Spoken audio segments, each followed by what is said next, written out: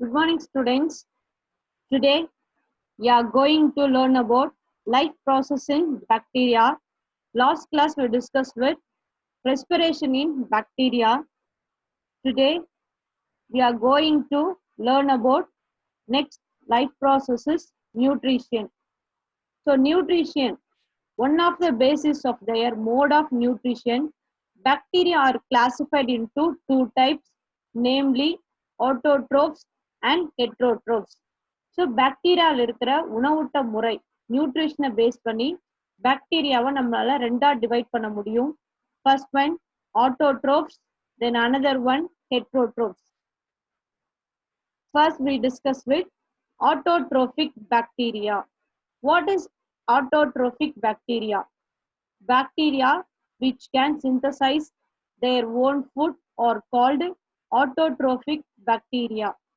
Autotrophic பாக்டீரியானா என்ன மீனிங்னா, எந்த பாக்டீரியால தனக்கு தேவையான உணவை தானே உருவாக்கிக்க முடியுமோ அந்த வகை பாக்டீரியத்தை நம்ம என்னன்னு சொல்வோம்னா ஆட்டோட்ரோபிக் பாக்டீரியா அப்படின்னு சொல்வோம். Bacteria which can synthesise their own food.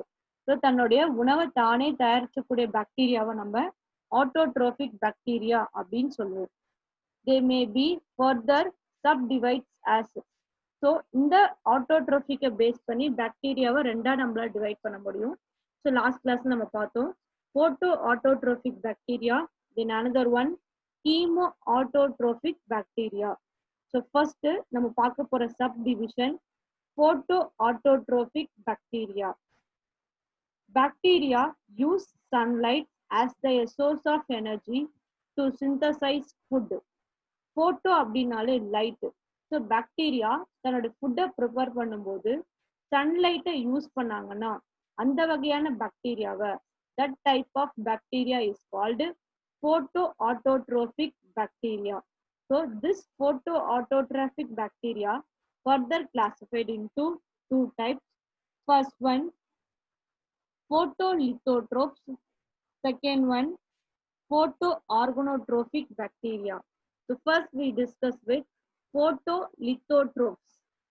In photolithotrophs, the hydrogen donor is an inorganic substance. So photolithotrophsல என்ன கிடைக்கும்னா ஹைட்ரஜன் அப்படின்ற ஒரு சப்ஸ்டன்ஸை கிடைக்கக்கூடிய வழங்கக்கூடிய ஒரு அமைப்பா இந்த பாக்டீரியாஸ் எல்லாம் பிரசன்ட் ஆயிருப்பாங்க. ஸோ அந்த இன்ஆர்கானிக் சப்ஸ்டன்ஸை வழங்கக்கூடிய ஹைட்ரஜன் அப்படின்ற சப்ஸ்டன்ஸை வழங்கக்கூடிய அந்த பாக்டீரியாஸ் நம்ம என்னன்னு சொல்றோம்னா photolithotrophs பாக்டீரியாஸ் அப்படின்னு சொல்லுவோம்.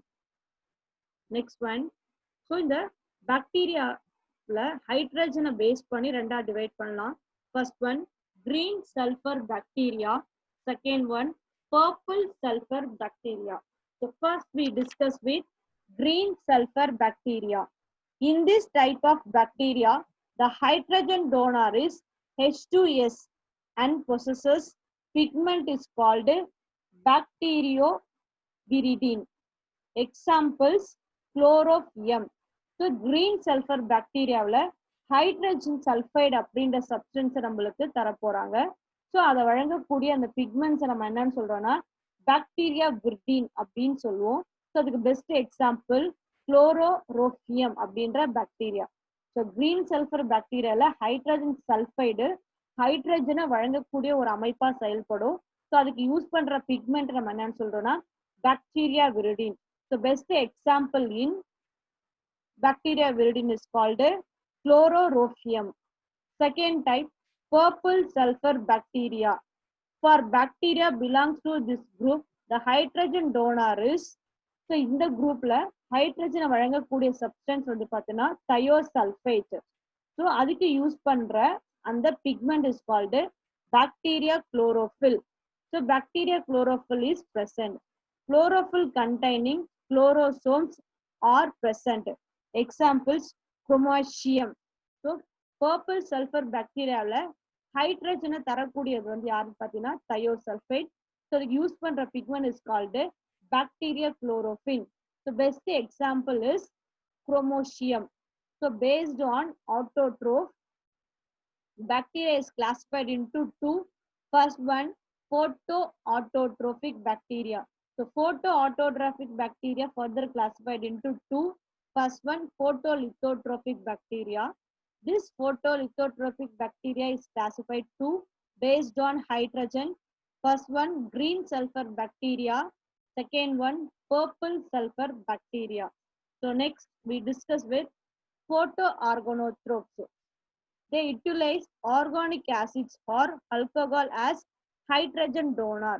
So photoorganotroph-ல ஹைட்ரஜன் வழங்கக்கூடிய அமைப்பா இங்க யாரெல்லாம் செயல்படுவாங்க அப்படின்னு பாத்தீங்கன்னா ஆர்கானிக் ஆசிட்ஸ் அப்படி இல்லைன்னா ஆல்கஹால் தான் ஹைட்ரஜனை வழங்கக்கூடிய ஒரு அமைப்பா இருப்பாங்க. ஸோ எக்ஸாம்பிள்ஸ் அப்படின்னு பாத்தீங்கன்னா ஃபர்ஸ்ட் ஒன் பர்பிள் நான் சல்ஃபர் பாக்டீரியா, அதாவது எக்ஸாம்பிள் வந்து பாத்தீங்கன்னா ரோடோஸ்பைருலினம். Purple non-sulfur bacteria is called Rhodospirullinum. Photoorganotroph is further classified into two types. First one, chemoautotroph bacterium. Next one, chemolithotrophic bacteria. So first we discuss with chemoautotrophic bacteria. They do not have photosynthetic pigment, hence they cannot use sunlight energy. The type of bacteria obtain energy for organic or inorganic substance. Chemoautotrophic bacteria pigments, photosynthetic pigment இல்ல so அதனால sunlight use பண்ணி அவங்களால food prepare பண்ண முடியாது. But இருந்தாலும் தாங்கிட்ட இருக்கிற இல்ல தனக்கு கிடைக்கக்கூடிய ஆர்கானிக் இன்ஆர்கானிக் சப்ஸ்டன்ஸை யூஸ் பண்ணி அவங்களால என்ன பண்ண முடியும்னா ஃபுட்டு ப்ரிப்பேர் பண்ண முடியும். ஸோ இதை பேஸ் பண்ணி நம்ம இவங்களை ரெண்டா டிவைட் பண்ண முடியும். So chemoautotroph is further classified into two types. First one, chemolithotrophs. So in this type of bacteria oxidize inorganic compounds to release energy. So chemolithotroph-ல organic அதாவது inorganic compound oxidate பண்ணி அதுல இருந்து எனர்ஜி எடுத்துக்கிறாங்க. ஸோ இன்ஆர்கானிக் சப்ஸ்டன்ஸை யூஸ் பண்றதுனால இவங்க நம்ம என்னன்னு சொல்றோம்னா chemolithotrophs அப்படின்னு சொல்லுவோம். So some examples. First one, sulfur bacteria. Examples, Ferrophasis, Thiophasis and Thiooxidans. So sulfur bacteria first example, Thiophacillus. Second one, Thiooxidans. Second one, iron bacteria. Example, Ferrophasis. Second one, Thiooxidans. Iron bacteria first example, Ferrophacis. Second one, Thiooxidans. Next one, hydrogen bacteria. Example, Hydrogenomonas. Hydrogen bacteria. Example, Hydrogenomonas. And fourth one, nitrifying bacteria. Example, Nitrosomonas. And next one, Nitrobacter. Nitrifying bacteria. Example, Nitrosomonas and Nitrobacter. So second one, chemoorganotrophs. In this type of bacteria oxidize organic compounds to release energy. So chemoorganotrophs organic compounds utilize பண்ணி oxidize பண்ணி அதுல இருந்து energy அவங்க use பண்ணிக்குவாங்க. So some example of chemoorganotrophs. First one, methane bacteria. Example, Methanococcus. Second one, acetic acid bacteria. Example, Acetobacter. Third one, lactic acid bacteria. Example, Lactophasis. So based on autotroph,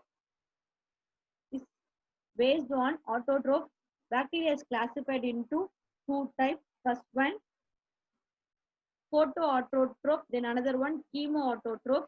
Chemoautotroph further classified into two. First one, chemolithotrophs, then another one, chemoorganotrophs. Chemolithotrophs means it oxidizes inorganic components. So inorganic components oxidize பண்ணி அதுல இருந்து energy எடுத்தாங்கன்னா அவங்கள வந்து நம்ம chemolithotrophs அப்படின்னு சொல்லுவோம். Chemoorganotrophs means the bacteria oxidize organic compounds. So chemoorganotrophs organic compound utilize பண்ணி அதுல இருந்து வந்து பாத்தீங்கன்னா ஃபுட் ப்ரிப்பேர் பண்ணுவாங்க. So next type is called heterotrophic bacteria. Heterotrophic bacteria, they are parasites. So they are parasites. இவங்கெல்லாம் வந்து பாத்தீங்கன்னா ஒட்டுண்ணிய வாழக்கூடிய அமைப்புடைய bacterias. So they are parasites. Example clostridium, mycobacterium. Next one வந்து பார்த்தீங்கன்னா saprophytes is called bacillus mycoides or symbionts type is called rhizobium in root nodules of leguminous crops. So heterotrophic bacteria நம்ம 3 types பார்க்க போறோம். First one parasites, saprophytes, then another one symbionts. So ஏன் இவங்க heterotrophic அப்படின்னு நம்ம சொல்றோம்னா இவங்களால தன்னுடைய ஃபுட்டை ஓனா ப்ரிப்பேர் பண்ண முடியாது. So based on depending organism, heterotrophic bacteria is classified. So heterotrophic bacteria வந்து பார்த்தீங்கன்னா they cannot prepare their own food. So it's depend on another organism for their food. தன்னோட ஃபுட்டுக்காக இன்னொரு ஒரு ஆர்கனிசத்தை டிபெண்ட் பண்ணி இருக்கணும். ஸோ அப்படி இருக்கிறதுனால அவங்க நம்ம ஹெட்ரோட்ரோபிக் பாக்டீரியா அப்படின்னு சொல்லுவோம். ஸோ அவங்க எந்த ஆர்கனிசத்தை டிபெண்ட் பண்ணி இருக்காங்களோ அதை பேஸ் பண்ணி இதுல 3 டைப்ஸ் இருக்கு. First one parasites, second one saprophytes, and third one symbiotic. So parasites example Clostridium and Mycobacterium. Second one saprophytes examples Bacillus mycetes, Bacillus mycetes, and last one symbionts Rhizobium in root nodule of leguminous crops. Leguminous வகை தாவரத்தோட ரூட்ல ரைபோசியம் அப்படின்ற Symbian bacteria present ஆயிருக்கும். So these are all the second classification of bacteria or life process of bacteria. Today class over students. Read the topics correctly. Don't waste your time. Finish your assignment every day. Thank you students.